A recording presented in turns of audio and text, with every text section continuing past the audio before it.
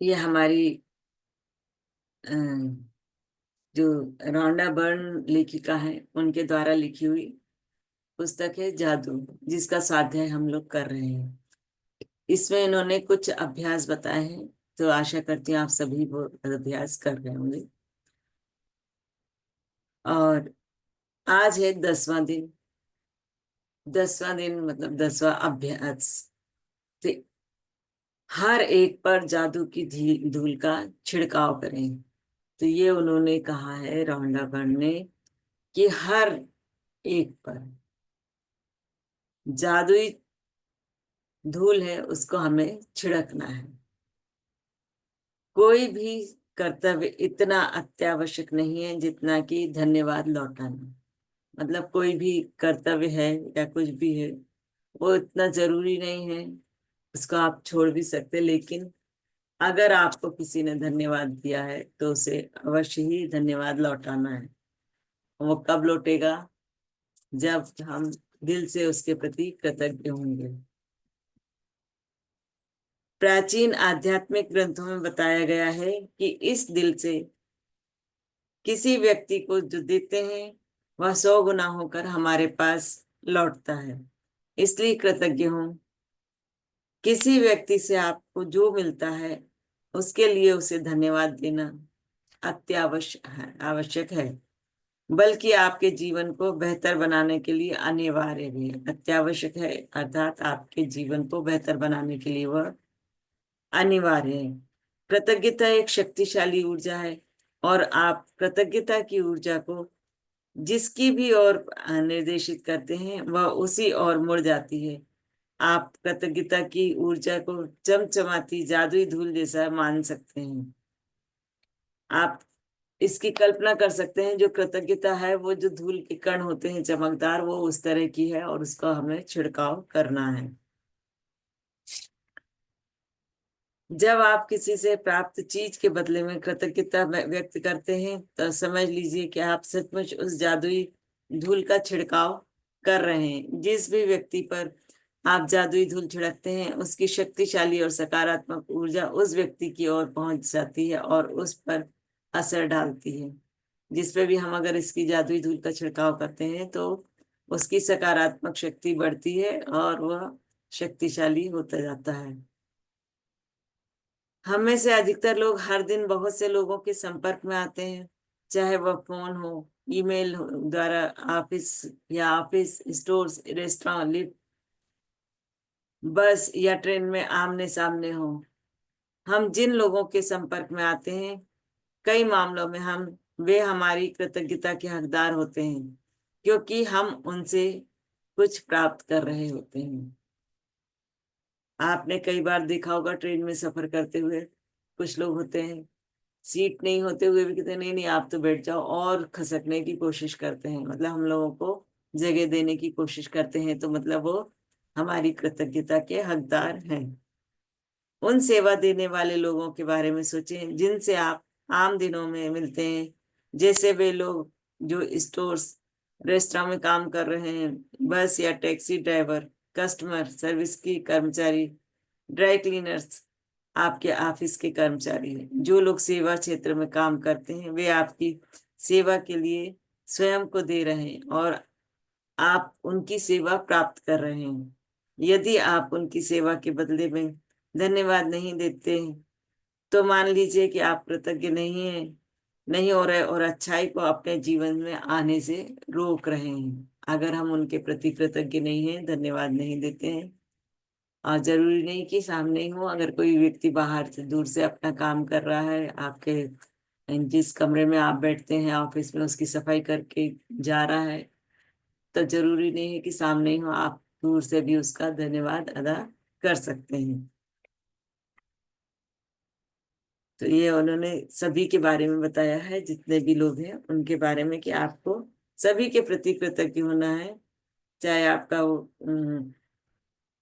भोजन का ऑर्डर लेने वाला हो, चाहे स्टोर कीपर हो, चाहे टैक्सी ड्राइवर हो, चाहे कोई और भी हो, तो हमको उसके ऊपर कृतज्ञता की धूल छिड़कना है। Thank you. तो दरअसल स्टोर कर्मचारी और वेटर्स लोगों की सेवा करने के लिए कड़ी मेहनत करते हैं। उन्होंने दूसरे लोगों की सेवा करने का काम चुना है, और जनता की सेवा करने का अर्थ है विभिन्न मनोदशाओं वाले सभी प्रकार के लोगों की सेवा करना, जिनमें कृतज्ञता न होने वाले लोग भी शामिल होते हैं। इसलिए अगली बार जब भी कोई व्यक्ति आपकी सेवा करे तो याद रखें कि सेवा करने वाला व्यक्ति आपके अपने माँ बाप का, मतलब जो भी आपका सेवा कर रहा है वो किसी ना किसी का बेटा है, भाई है, और अनमोल रिश्ते से बंधा हुआ है। तो जो भी आपकी सेवा करता है उसको हमको कृतज्ञता देना ही देना है, उसमें जरा सा भी भूल ना हो, हमारी तरफ से कोशिश होना चाहिए। और कभी अगर हमारे सामने पड़ता और हम उस समय अगर उसको धन्यवाद नहीं कर सकते हैं, तो दिल से हमको बोलना है कि हम उसका दिल से धन्यवाद करते हैं जो उसने हमारा ये काम किया है। या वो कमरे की सफाई करता है, या कभी आपने देखा होगा हम मंदिर जाते हैं, मंदिरों में कितने सफाई कर्मी लगे रहते हैं, सफाई करते रहते हैं। तो हम हर एक के पास तो जा नहीं सकते हैं, तो हमें हर एक के ऊपर उस जो जादुई धूल है उसका छिड़काव करना है। सबके प्रति कृतज्ञ होना है कि उन्होंने देखो कितनी अच्छी सफाई की हुई है। ऐसी सड़कों की सफाई कर्मचारी हैं, उनका भले हम उनके सामने नहीं है, वो साफ करके जा रहे हैं, उनकी वजह से सड़कें कितनी साफ हैं, तो उनके ऊपर हमें उसका अपने जो जादुई धूल है धन्यवाद की उसका हमें छिड़काव करना है। दयालु बने, क्योंकि जिस भी व्यक्ति से आप मिलते हैं वह हर व्यक्ति एक मुश्किल युद्ध लड़ रहा होता है। तो हमेशा दयालु रहने की जरूरत है, क्योंकि अगर मान लो कोई अगर हमसे कोई इस तरह की बात कर देता है जो हमको उस समय बुरी लगती, तो हो सकता है उसके अंदर कुछ चल रहा हो, जाने किस स्थिति में हो वो, तो उसने चिढ़ करके कोई बात कह दी है, लेकिन उसके प्रति भी हमें धन्यवाद के भाव में रहना है। यदि आप किसी की मदद के लिए उसे फोन पर धन्यवाद देना चाहते हैं तो उसकी ओर धन्यवाद शब्द भर ना उच्चारें, उसके बजाय अपनी कृतज्ञता का कारण बताएं। मिसाल के तौर पर, आपकी मदद के लिए धन्यवाद, मेरे लिए आपने लीक से हटकर जो काम किया है उसके लिए आपको धन्यवाद, मुझे इतना सारा समय देने के लिए धन्यवाद, मेरी मुश्किल सुलझाने के लिए धन्यवाद, मैं आपके प्रति बहुत कृतज्ञ हूँ। जब आप ये छोटी सी चीज करते हैं तो आप सामने वाले की प्रतिक्रिया देखकर हैरान रह जाएंगे, क्योंकि उससे आपकी ईमानदारी का एहसास हो जाएगा। जब आप किसी व्यक्ति को धन्यवाद कह रहे हो उस वक्त आप उसके चेहरे की तरफ अवश्य देखें। जब तक आप नजरों से नजरें मिलाकर सीधे उसकी ओर नहीं देखेंगे तब तक कि आपकी कृतज्ञता को महसूस नहीं करेगा, ना ही आपकी जादुई धूल ग्रहण करेगा। अगर आप हवा में ही धन्यवाद उछाल देते हैं, या धन्यवाद कहते समय नीचे देखने लगते हैं, या सेल फोन पर बातचीत करने लगते हैं, तो आपने उस व्यक्ति की मदद करने और अपने खुद के जीवन को बदलने का एक अवसर गंवा दिया है। क्योंकि जब आप ऐसा करते हैं तो आप असल में ईमानदार नहीं होते हैं। कुछ वर्ष पहले, यहाँ पर लेखिका बता रही है, कुछ वर्ष पहले मैं एक स्टोर में अपनी बहन के लिए उपहार खरीद रही थी। जिस स्टोर असिस्टेंट ने मेरी सेवा की उसने मेरी बात सुनी कि मुझे किस तरह के उपहार चाहिए।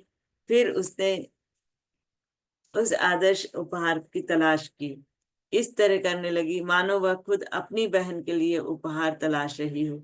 अंततः जब स्टोर असिस्टेंट ने मुझे आदर्श सुंदरता से लिपटे हुए उपहार वाला बैग थमाया, तभी मेरे सेल फोन की घंटी बज उठी।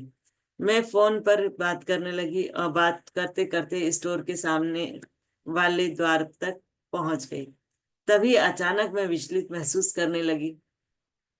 मैं तत्काल उस मददगार स्टोर असिस्टेंट के पास लौटी। मैंने न सिर्फ उसे धन्यवाद दिया बल्कि उसे वे सारे कारण बताए कि मैं उसके प्रति क्यों कृतज्ञ हूँ, और उसने मेरे लिए जो किया मैं उस हर चीज की कदर क्यों करती हूँ। मैंने कृतज्ञता की जादुई धूल से उसे नहला दिया। मतलब इतना अधिक कृतज्ञ होकर के सामने खड़ी रही, बोलती रही कि वो पूरी तरह से उससे सराबोर हो गई।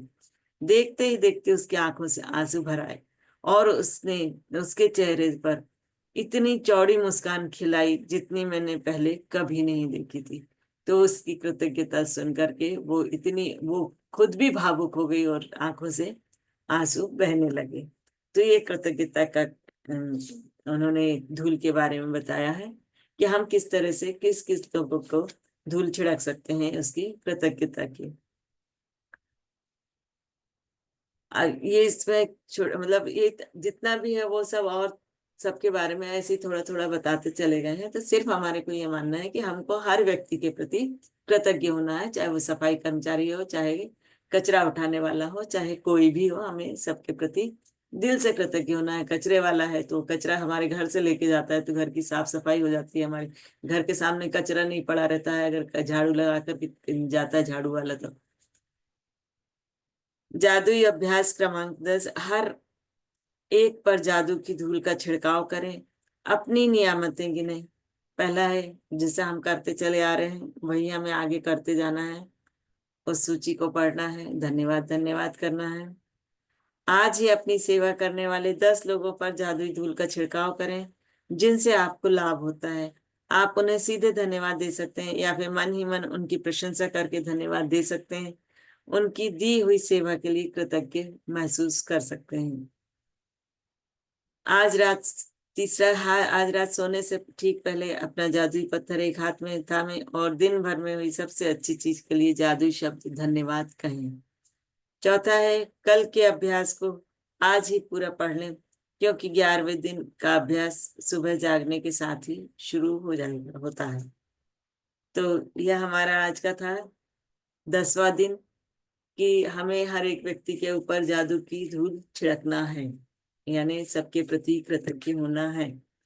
तो थैंक यू सो मच, आपने इतने अच्छे से सुना है। आगे करती हूँ, आशा करती हूँ आप सभी जादू का अभ्यास कर रहे होंगे। तो थैंक यू। किसी को कुछ कहना है तो कह सकते हैं।